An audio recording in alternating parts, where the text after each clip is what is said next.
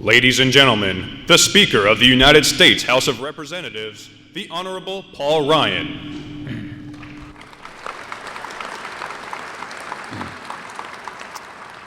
Good afternoon. I want to welcome all of you to the Capitol Visitor Center. Today we are honoring the foot soldiers of the 1965 voting rights marches.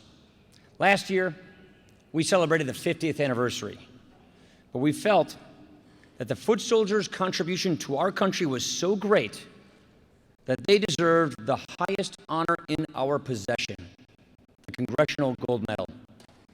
So I am very glad to share this special day with you.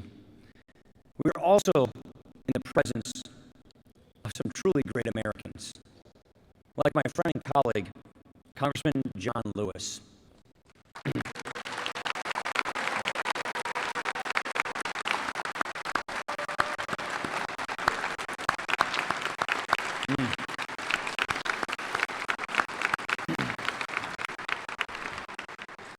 We're also honored to be here with Reverend FD Reese and even a man that I represent in Wisconsin, Paul Simpson from Elkhorn. I want to ask them and all of our living honorees to please stand right now and be recognized. Thank you. Wow. Oh. Fantastic.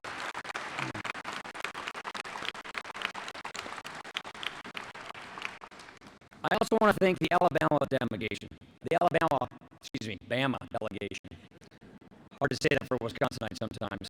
I want to thank them for offering the resolution to honor the foot soldiers. And I especially want to thank my colleagues, Congresswoman Terry Sewell and Congresswoman Martha Roby.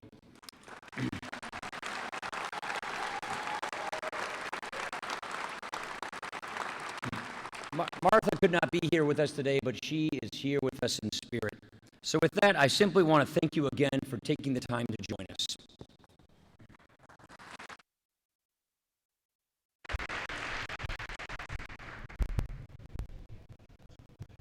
Ladies and gentlemen, please stand for the presentation of the colors by the United States Armed Forces Color Guard, the performance of our national anthem, and the retiring of the colors.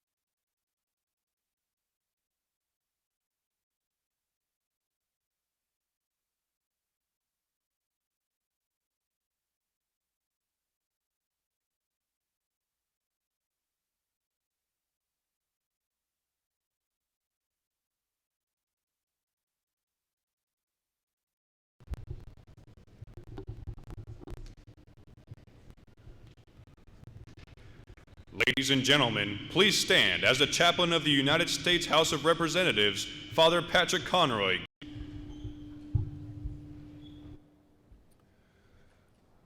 Let us pray. God of justice, God of mercy, we call upon you to send your Spirit upon us now, as you have so generously done in the past. We gather to honor those, your servants, who marched years ago so that we Americans today find it unacceptable that many still do not have easy access to the vote.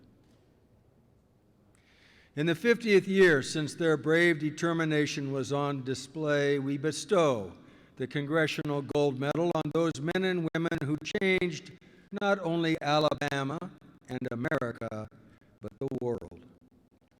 So many people worldwide have been inspired to struggle for their own freedoms, thanks to the example given by our heroic fellow countrymen, the foot soldiers of voting rights those many years ago. As we gather, inspire us to acknowledge that the struggle for the right to vote without impediment continues in our own time.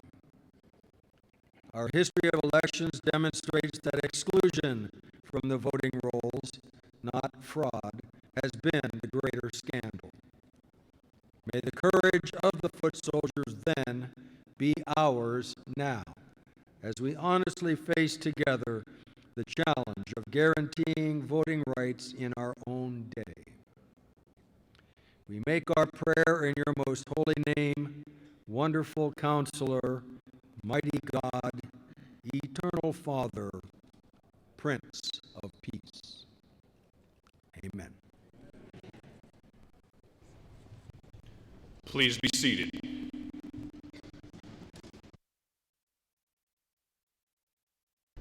Ladies and gentlemen, the United States Representative from the 7th District of Alabama, the Honorable Terry Sewell.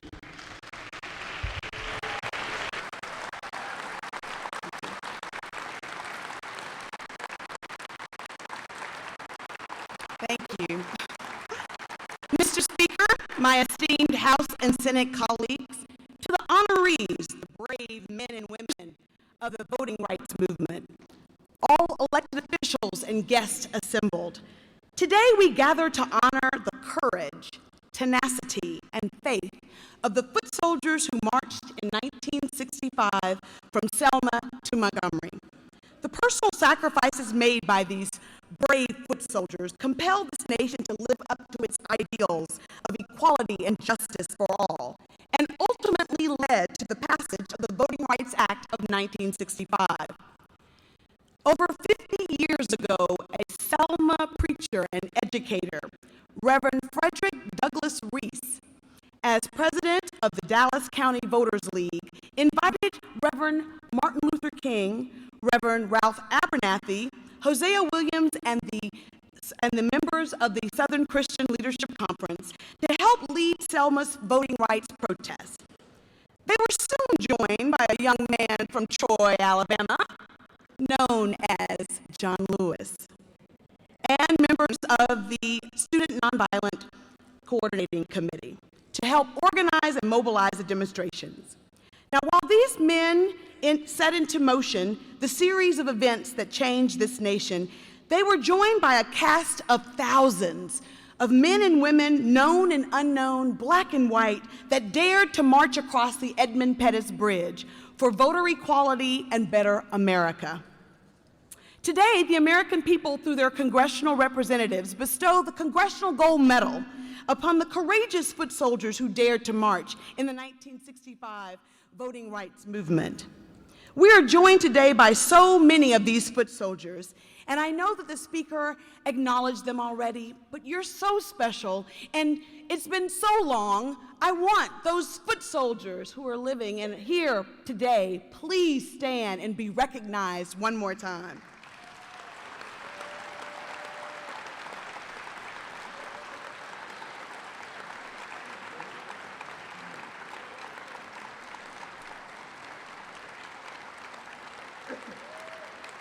While we know that your comrades, Reverend FD Reese and Representative John Lewis, will accept this gold medal on your behalf later in the ceremony, please know that this nation owes all of you a debt of gratitude, and we humbly say thank you.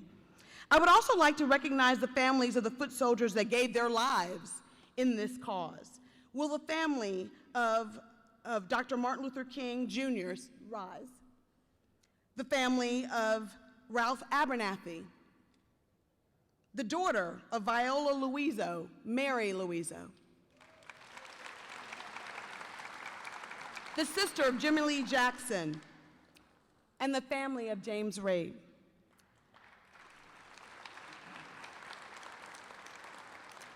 I was so honored and humbled to sponsor H.R. 431 with my colleague, Martha Roby.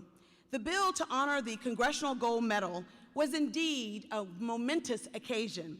I was so proud that all of my colleagues from the Alabama congressional delegation, Representatives Adderholt, Rogers, Brooks, Burns, and Palmer, joined Martha and I as original co-sponsors of the bill. Putting aside partisan politics, we joined together because of our deep love of the state of Alabama and our great appreciation of the special role our state plays in the voting rights movement. A special thanks to Senator Booker and Senator Sessions of Alabama, who co-sponsored the Senate bill, and for making the journey to Selma last year for the 50th commemoration, along with 100 other members of Congress, Republican and Democrat. It was a glorious day for me to welcome you to my hometown. As a native of Selma and now its United States representative, I know that the journey I now take as Alabama's first black congresswoman was only made possible because of the courage and sacrifices of these foot soldiers. And while I know that the Congressional Gold Medal is a small token, I hope it stands as a symbol of this nation's gratitude for your contributions to our democracy. The Congressional Gold Medal ceremony should serve as a compelling reminder of the power of ordinary Americans to collectively, working together, achieve extraordinary social change. History teaches us that the price of freedom is never free. It has been paid for by the blood, sweat, and tears of our ancestors. And while we can never truly repay the foot soldiers for their sacrifices that they have made, we can all pay tribute to them by remembering to vote in every election, local, state, and federal. And while we've moved beyond the bridge, the voting rights of Americans are still at risk. There are still modern-day barriers to voting. Challenges have weakened the Voting Rights Act of 1965. The cause of the foot soldiers march for is still so important today. It is the cause of voting, and voting is so critically important. Selma is now. Every generation faces its own social and political struggles. There is still much work to be done. The tactics that were employed are still relevant today. What can we learn from these foot soldiers? We can learn that nonviolent protest works. We can learn that collective action works. Strategic and tactical thinking pays off, and effective leadership towards a common goal is the key. I want to end by reminding all of you of the 104-year-old Amelia Boynton, who was on that bridge with John Lewis and was struck on the head, and she was on that bridge with Reverend Reese. I had the great fortune of inviting her to be my guest at the State of the Union last year, and she was so excited to meet President Barack Obama. And as we waited for him to arrive before he gave his speech, she was filled with anticipation. Everyone around just looked at her beaming. And when he walked through the door and kneeled down and touched her hand, he held her face. She held his face in her hands and said, "I know that I am President of the United States because of you. And to say thank you is not enough."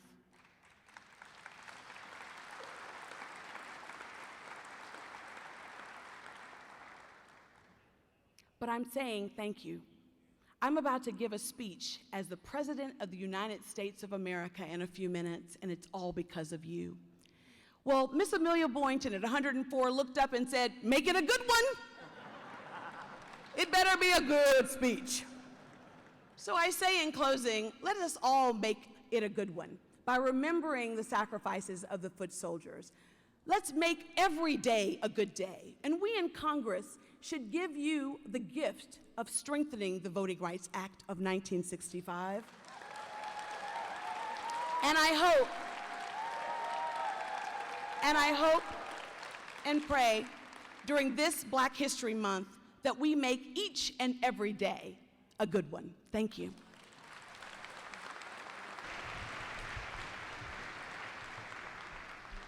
Ladies and gentlemen, United States Senator from New Jersey, the Honorable Cory Booker.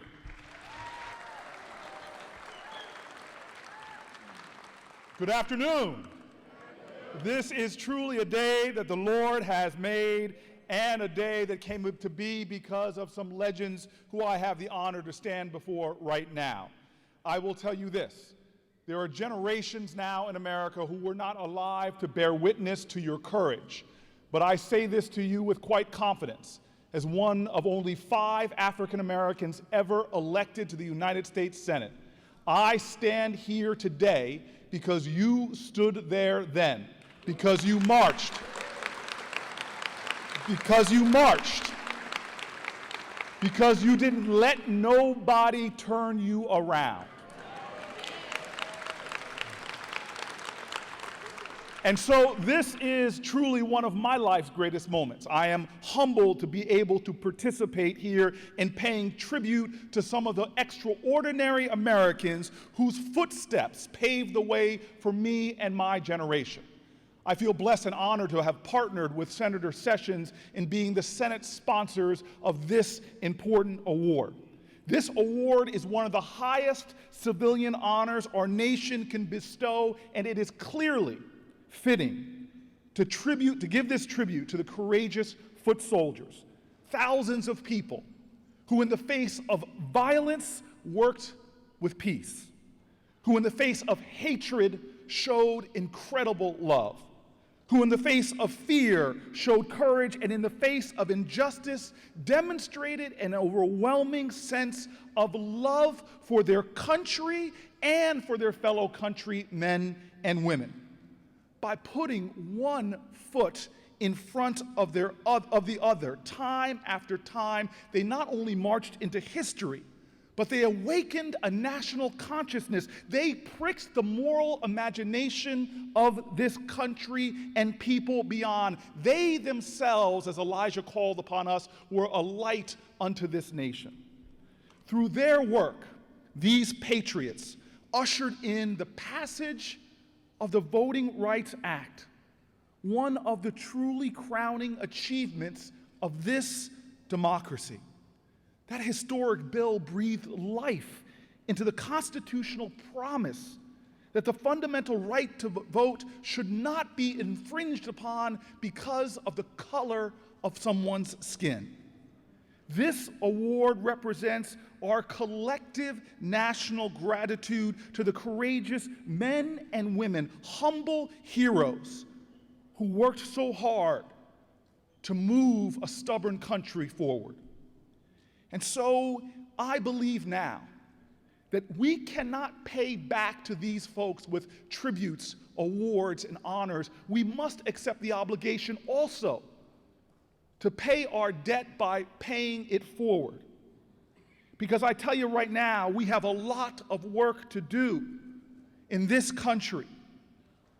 Voting rights and civil rights, economic opportunity, and equal justice under the law show clearly that the dream of this nation still demands, that the call of this country still calls out for the courageous, and that we, in generations now that have come about, generations yet unborn that you affected back then, that we have a bill to pay. And so I stand here in gratitude to the leaders of Congress who have elevated this day and made it special. But please understand, this day which we celebrate today was earned by the sacrifice, sweat, and indeed blood that you shed for this nation then. Thank you, and God bless you.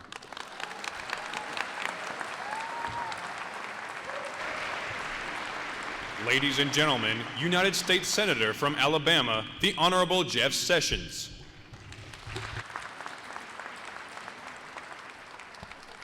Distinguished leaders, thank you, Congressman Sewell, for your fabulous work and leadership and energy you brought to our delegation, a daughter of Selma indeed. And Cory Booker is one of our most able members of the Senate and one of the best people in the Senate. I was born in, thank you. I was born in Selma, a teenager at the time of this march, growing up 35 miles south in the little town of Camden, attending all-white segregated schools. As a child and a teenager, I saw evidence of discrimination virtually every day. I think even the youth of our time were aware of the historic events that were beginning to unfold in Selma, but probably not fully understanding the significance of it.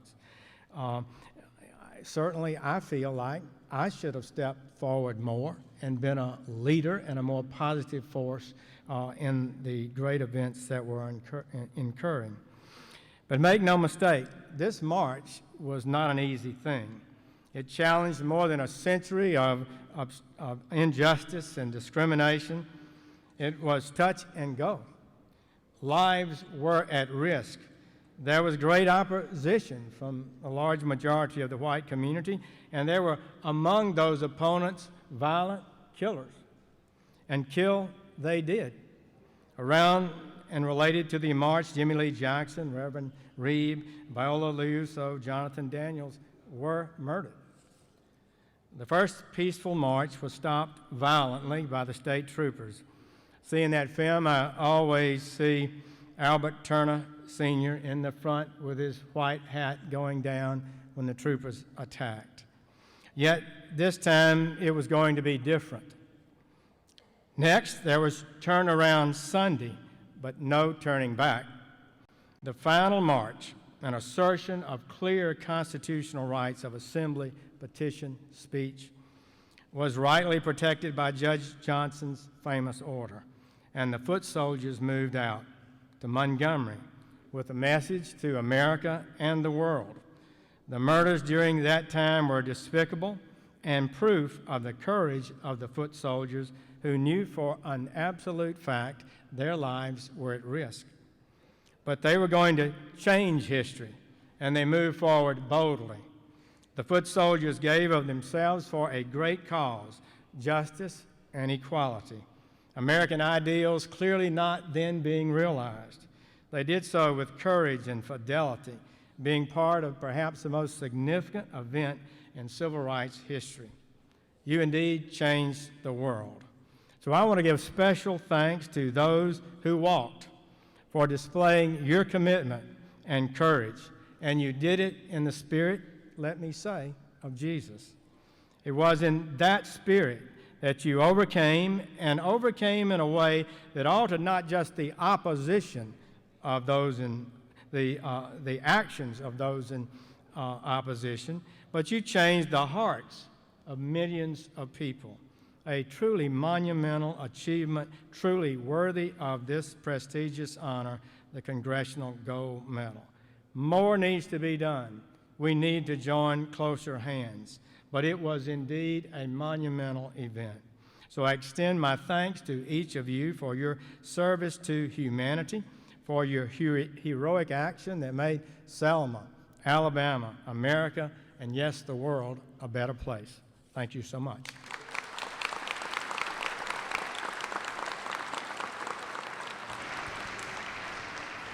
Ladies and gentlemen, pianist Dana Christina Joy Morgan performing My Tribute.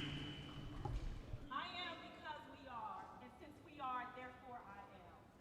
I am going to pay tribute to these brave foot soldiers with a piece that says, "To God be the glory for the things he has done."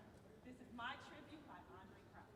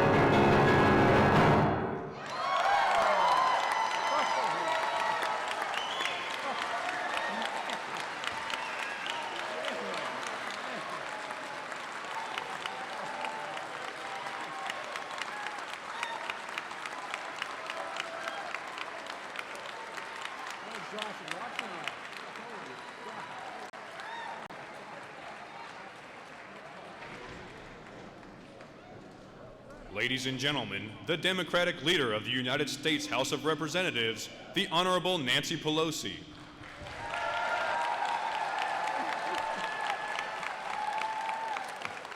It's always wonderful to be introduced after the music when everyone is in such a good mood.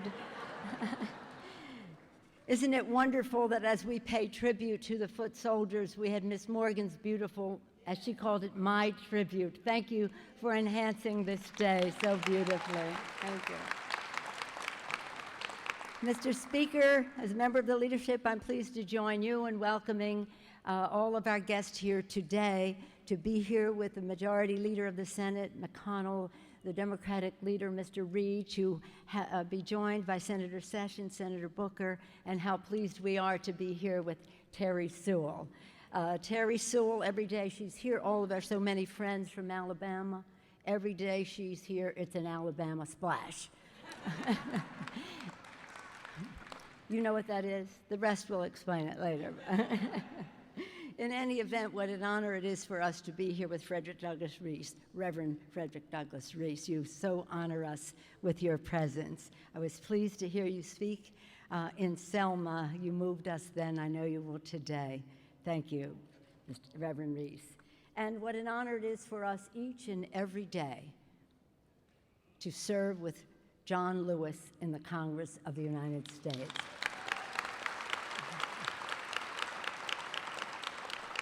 He's wearing two hats today. Well, he's not wearing any, but he's wearing two hats today.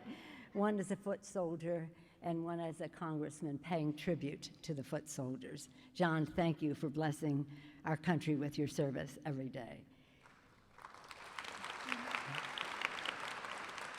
As has been all acknowledged and we all know, 51 years ago, thousands of men and women stepped forward to lay claim to the most fundamental right in our democracy, the right to vote. You faced discrimination and intimidation. You suffered bigotry and brutality. Still, you marched for justice, for equality, and for the opportunity to cast a ballot and shape the future of our great country. And with so many movements of justice, the path leading to the Selma marches was powered also by the determination of young people, students who believed they could change the direction of their communities and bend the arc of history. Reverend Reese, just imagine, Reverend Reese was the one who called Reverend Martin Luther King to come and join the march, and sure, Reverend Abernathy as well.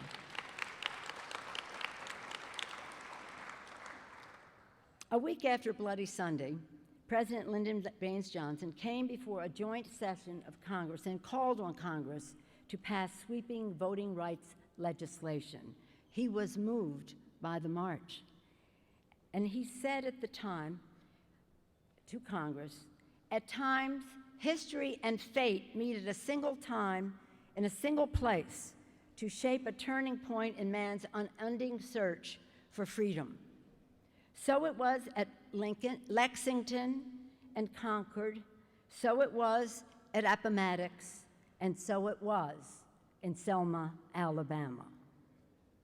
I'm so glad he said that, because as we honor all of you in Black History Month, his words are a recognition of what we all know, that that wasn't just about Black history, that was about American history, as much as any other event in the history of our country.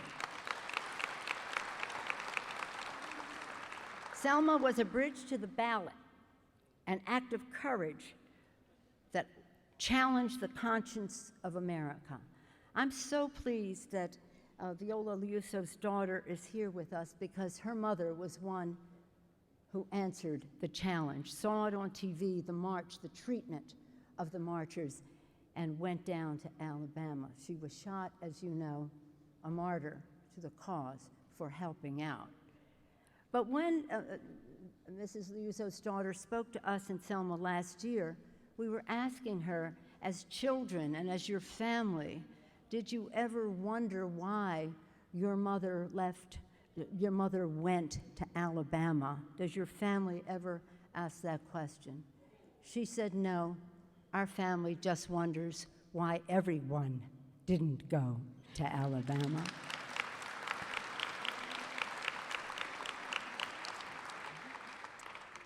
With their heroism, with your heroism, with the voting rights law you helped realize, the Selma marchers, all of you, made America more American. Thanks to you, for almost 50 years, the Voting Rights Act stood as a great guardian of our democracy. Yet in recent years, as we know, the landmark law that you all gave so much has been weakened, and the protection it guarantees have been diluted. Today, it is our honor to celebrate the foot soldiers of the Selma marches with a Congressional Gold Medal. Your bravery adds everlasting luster to this award. But the men and women of Selma did not march for medals. You marched to demand action. You marched to pass legislation, and you did. If we really truly value the legacy of the Selma foot soldiers, we must come together, Democrats and Republicans, and pass a renewed, restored, and strengthened Voting Rights Act without any further delay.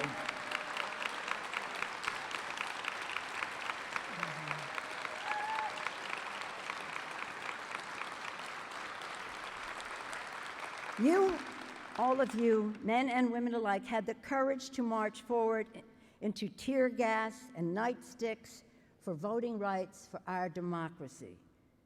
We should have the courage and indeed the decency to hold a vote in Congress on the Voting Rights Act. 51 years later, the dignity, and see the dignity, feel the dignity in this room from all of you. The dignity and determination of the Selmer Marshall still echoes through the decades as a source of strength, inspiration, and as a challenge to every last one of us here today.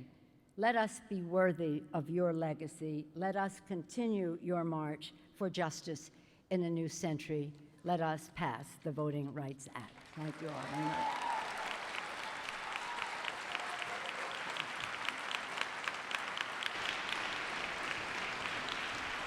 Ladies and gentlemen, the Democratic leader of the United States Senate, the Honorable Harry Reid.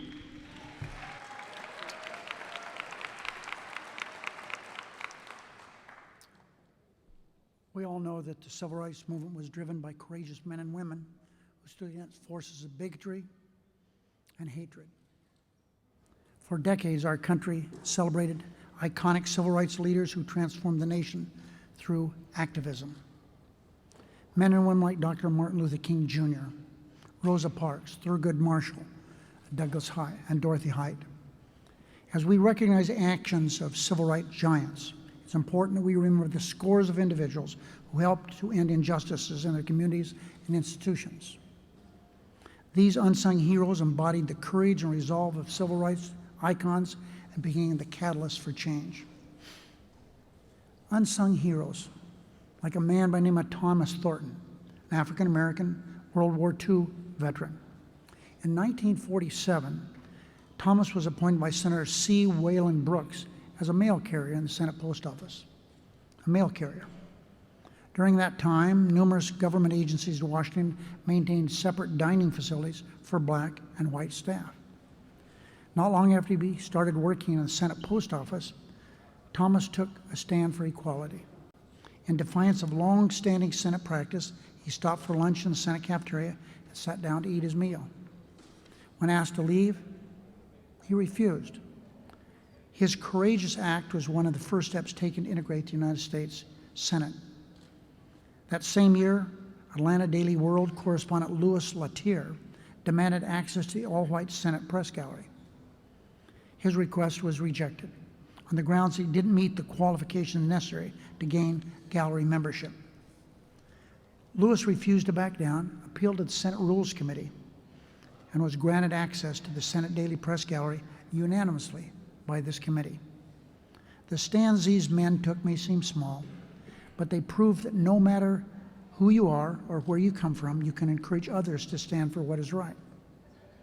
A few years later, after Thomas Thornton refused to bow to segregation in the Senate cafeteria, a woman by the name of Christine McCreary, a Senate staffer, became a trailblazer in Senate integration by choosing to eat her lunch in the Senate cafeteria. Diners gawked and made snide remarks, but Christine returned each day with courage in her heart, refusing to back down to the powers of discrimination and equality. That courage and determination exhibited by Thomas Thornton, Louis Latier, Christine McCreary reflects the core of the civil rights movement here in Capitol Hill. A movement driven by principled conviction and refusal to back down in the face of injustice. Today we pause to recognize the thousands of men and women who chose to take a stand for voting rights and equality. The foot soldiers of 1965, these marches for voting rights carried the banner of voting from Selma to Montgomery and paved the way for the Voting Rights Act of 1965, as we've already heard today. But today we honor the foot soldiers for their strength and acts of selflessness. And I would be remiss if I didn't, like we all should, more often than today, take the time to honor, in my mind, the outstanding foot soldier, a man I deeply admire, Congressman John Lewis.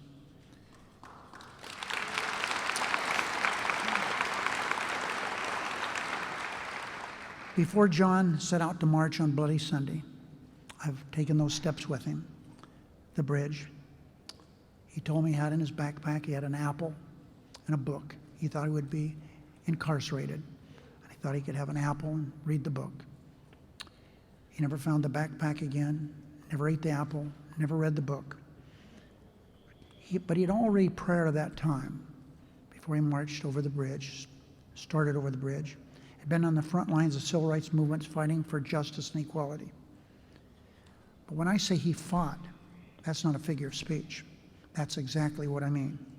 John Lewis Freedom Ride bus was torched by Ku Klux Klan. He was beaten in South Carolina for daring to enter a whites-only waiting room. He was arrested and beaten unmercifully in Mississippi for organizing Mississippi Freedom Summer.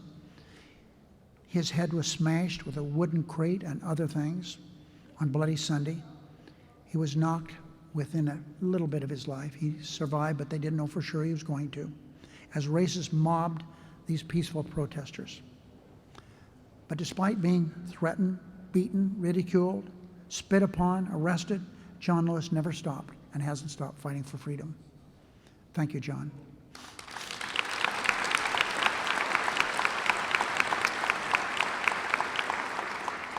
Today we honor every foot soldier who refused to give up, every man and woman who had the courage to challenge the status quo and demand equality for all. So today we salute the foot soldiers of the 1965 voting rights marches, fearless men and women who forever transformed our nation. Thank you all.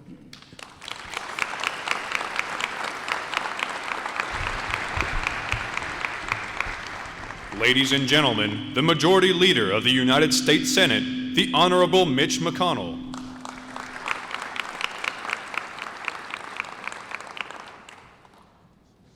From time to time, we come together in retrospect on the historic grounds of the Capitol to show continuing gratitude to individuals whose actions helped shape our nation.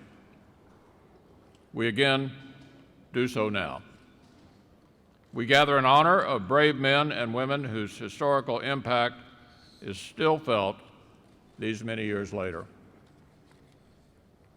When the Selma foot soldiers embarked on their journey, they did so without the promise of valor. Victory was never assured or even likely, but they marched on anyway, through the fog of gas, through hails of clubs, through torrents of hose and wire.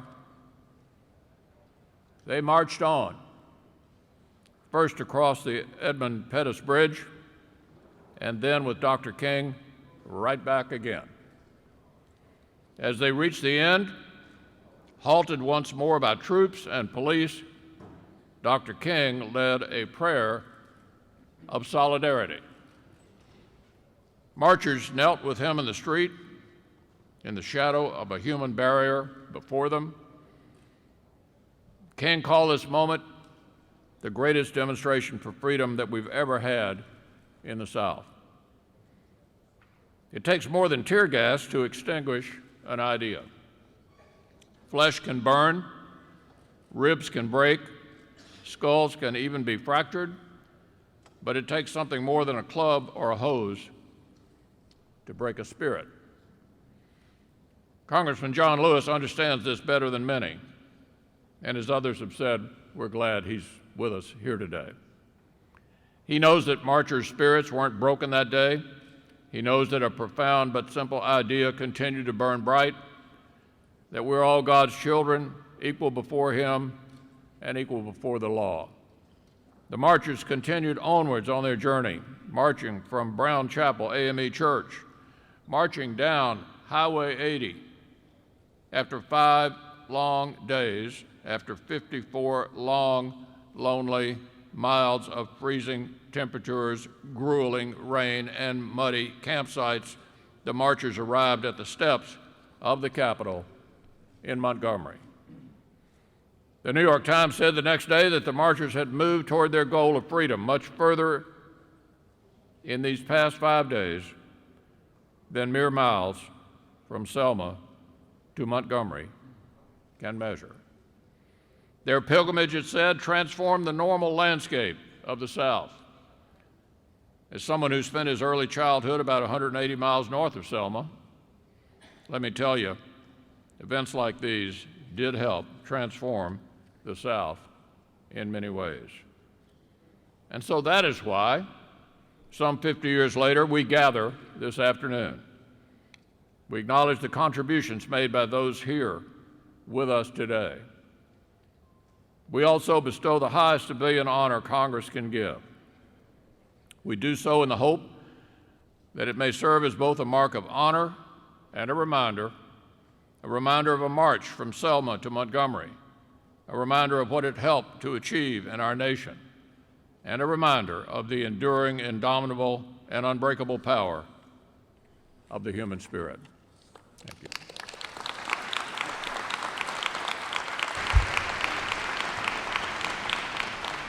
Ladies and gentlemen, the Speaker of the United States House of Representatives, the Honorable Paul D. Ryan. Wow. What a beautiful day and what a beautiful moment this is. Martin Luther King once said that the right of protest was the glory of America. It was our rejection of violence that made us great. And I could think of no better proof for his argument than the very people that are right here in this room. They lived in a country that denied them the vote. And yet, they did not abandon their belief in freedom. They challenged America to live up to it. They renounced all forms of violence. They did not wield nightsticks or spray tear gas or hide behind a wall of state troopers. They didn't do any of those things. What they did was march. And they won. They won because they awakened America's conscience. Victory did not come cheap. There is always a price for freedom. And they paid it. The indignities, the injustices, the cruelties that piled up and up and up. They were called outside agitators, subversives, and other ugly names. But in the end, no lie could overpower the truth. And so today, we recognize them for who they are and what they are, foot soldiers for freedom. They did not only change the way that we live, they showed us how to live. They taught us that only a good country can be truly a free country. And so, I am honored and proud to present this medal to the foot soldiers who marched, because they have added immensely to the glory of America.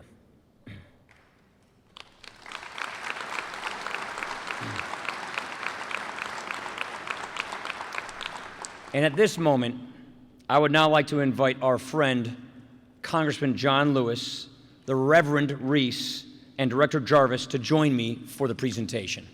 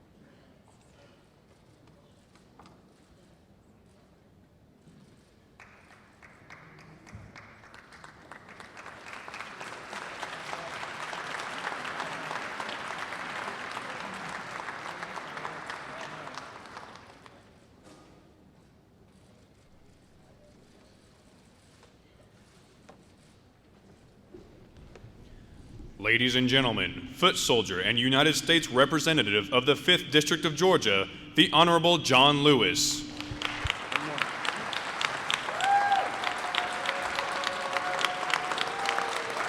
Get this out of your way. Okay, thank you.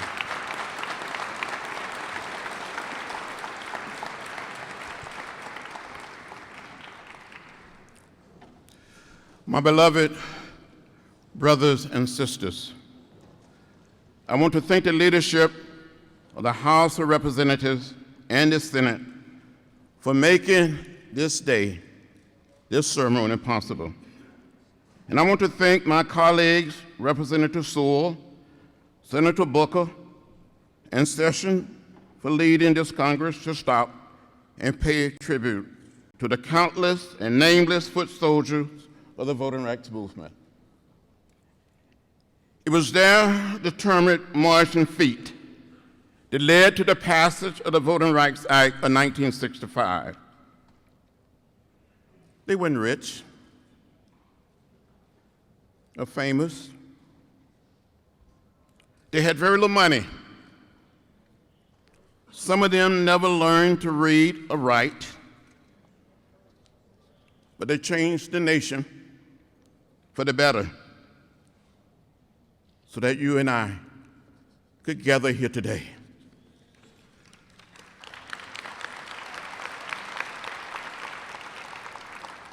Some of them stood in unmovable lines, day in and day out.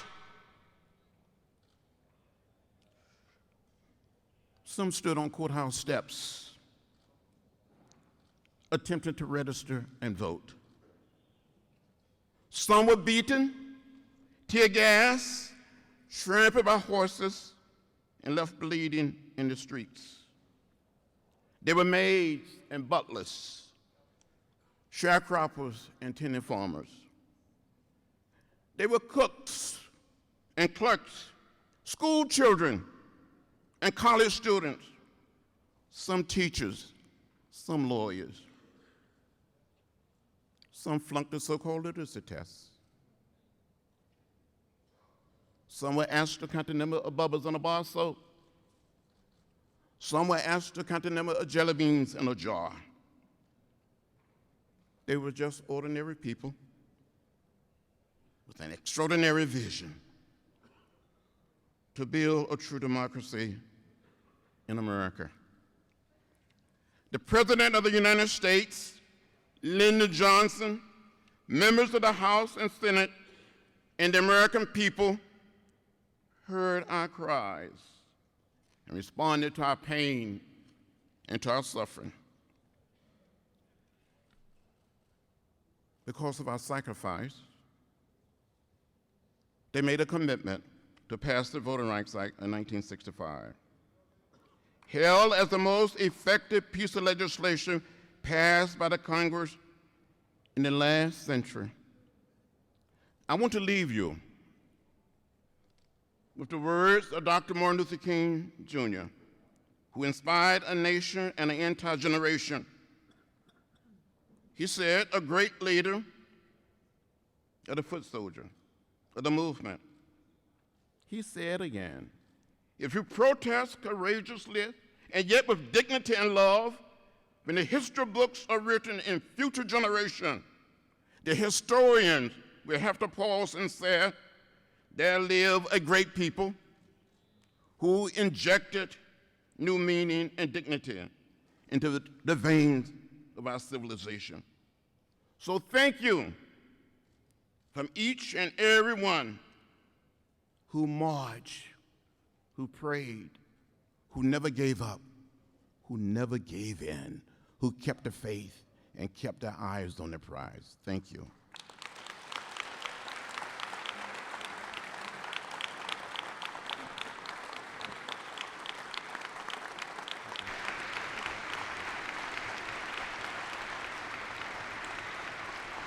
Ladies and gentlemen, foot soldier, Mr. FD Reese.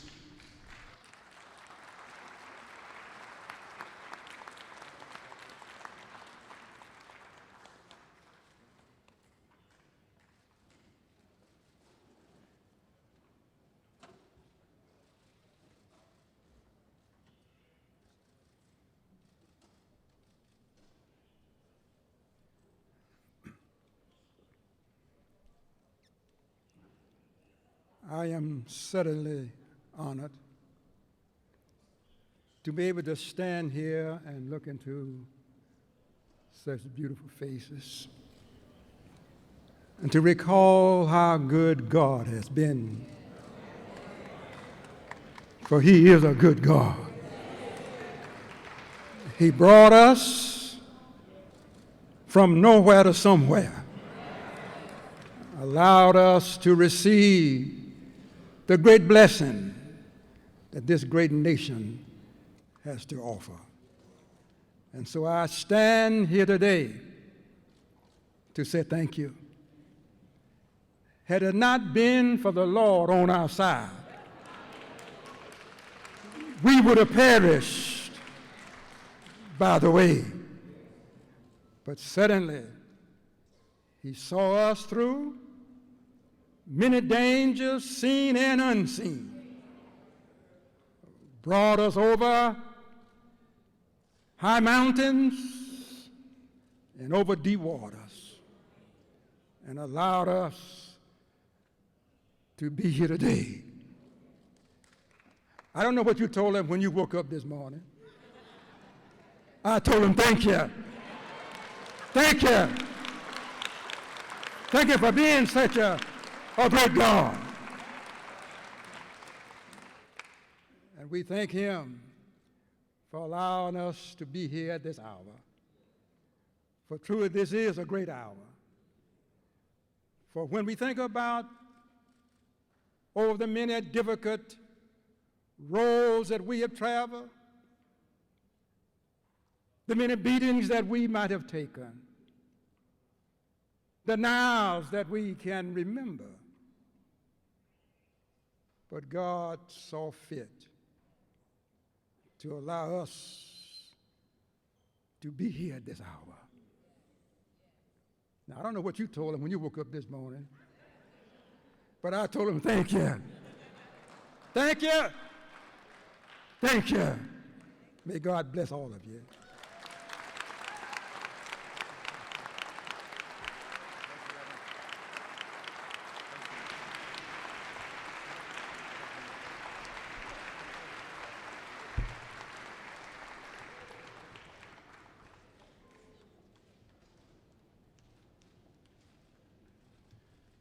Ladies and gentlemen, please stand as the Chaplain of the United States Senate, Dr. Barry Black, gives the benediction.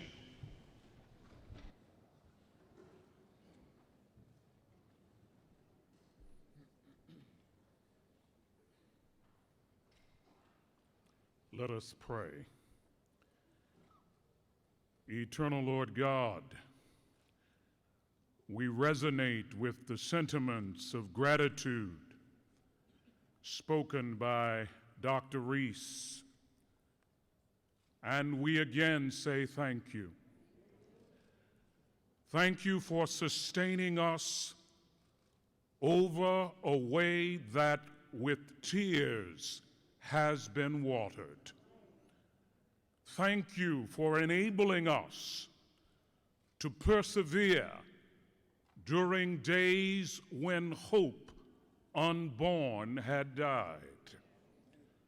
We praise you for this ceremony that bestows the Congressional Gold Medal on the foot soldiers, boots on the ground, who served as catalysts for the Voting Rights Act of 1965.